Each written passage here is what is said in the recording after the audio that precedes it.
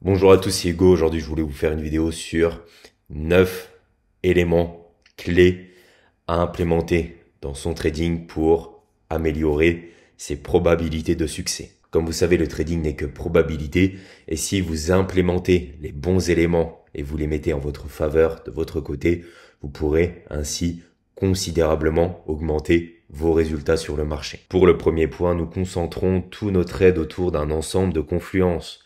Structure du marché et institutional order flow, donc la tendance, order block, fair value gaps, breaker block, Fibonacci, théorie du temps et du prix, donc kill zone, power of three, turtle soup, sell programme, buy programme, etc.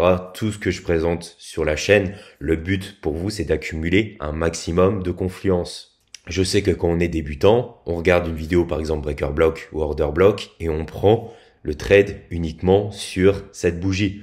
Mais c'est pas comme ça que ça marche, ce serait beaucoup trop simple. Il faut par exemple accumuler un breaker block, un order block avec un fair value gap.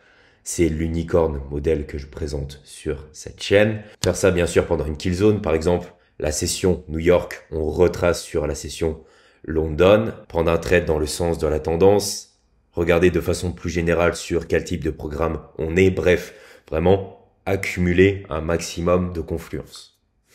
Le deuxième point, c'est les supports et résistances institutionnelles.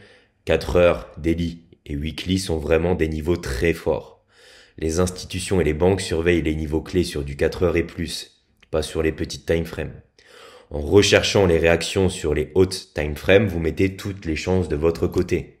Donc pour ce point, vraiment, annotez tous les PDRA que vous voyez sur des hautes time frames et vous verrez que c'est des niveaux très forts. Les PDRA sur les petites time frames servent uniquement de prise de position.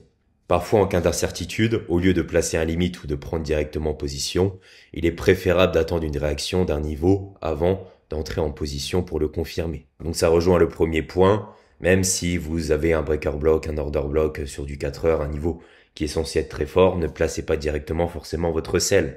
Regardez déjà si vous êtes dans une kill zone, regardez sur une plus petite time frame si le niveau réagit bien, si on fait pas de displacement inverse dans cette zone et qu'on rejette bien. À partir de ce moment-là, vous pourrez prendre position. Troisième point, lier les PDRA sur une haute time frame avec les PDRA sur une low time frame, sur une basse time frame égale A plus setup. Qu'est-ce que je veux dire par là?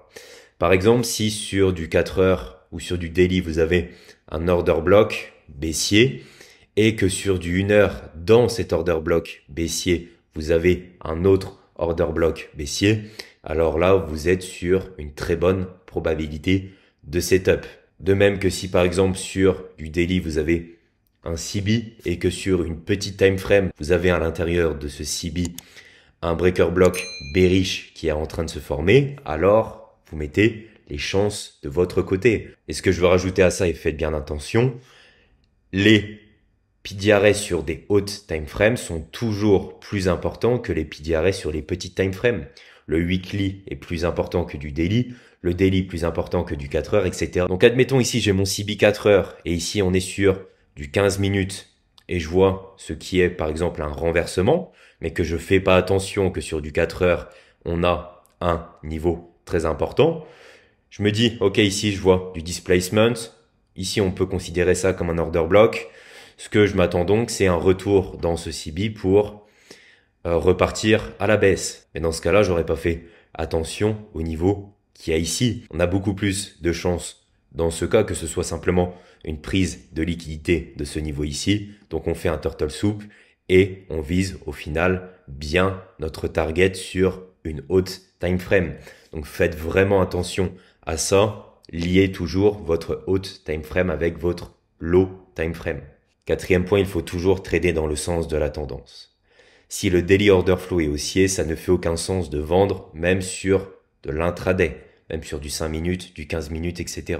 Si on a loupé l'achat, on patiente et on attend un retracement sur un support institutionnel. Par exemple, un order block bullish à l'intérieur de la tendance haussière. Donc, on ne se précipite pas à entrer dans un trade à l'inverse de la tendance. On fait ce qu'un trader doit faire pour être rentable sur le long terme. On patiente et on attend donc le retracement. Cinquième point, et ce point-ci est vraiment très important. Je vois personne le faire, mais c'est vraiment une confluence incroyable.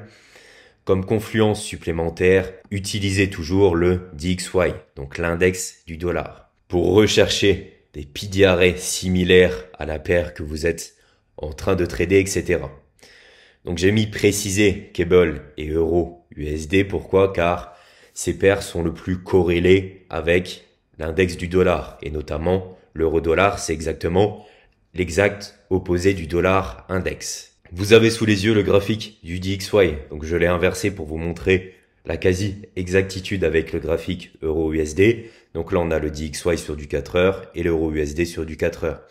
Donc comme vous voyez, les points sont quasiment similaires, tous au même endroit. Et donc, qu'est-ce que je fais avec cette info personnellement? Je recherche à chaque fois que je rentre dans un trade à avoir un PDRA et sur le DXY et sur l'Euro-USD. Par exemple, ici, on est sur le DXY en 4 heures. On voit que le marché a donc pris les lows ici et a fait un retour dans cet imbalance. Sur Euro-USD, en même temps, qu'est-ce qu'on faisait? On a pris les plus hauts et on fait un retour dans cet order block et dans ce CB. On voit que des deux côtés, on aligne de très fortes confluences. On est sur du 4 heures, les niveaux sont forts. On a nos deux PDRA de chaque côté et pas uniquement sur l'euro. Donc là, on a une très bonne probabilité qu'il y ait une rejection de la part de ce support institutionnel sur le DXY et donc de cette résistance institutionnelle sur l'euro USD. Au niveau des divergences, je vous ferai, je pense, une vidéo à ce sujet. J'ai pas envie que celle-ci dure trop longtemps non plus. Des fois, on observe des divergences entre l'euro, le cable et le DXY et ça peut être vraiment des très bons points d'entrée et des points d'entrée qui sont très faciles. Donc abonnez-vous, je vous ferai une vidéo à ce sujet. Sixième point, il y aura toujours des jours, voire des semaines où vous ne devriez pas trader.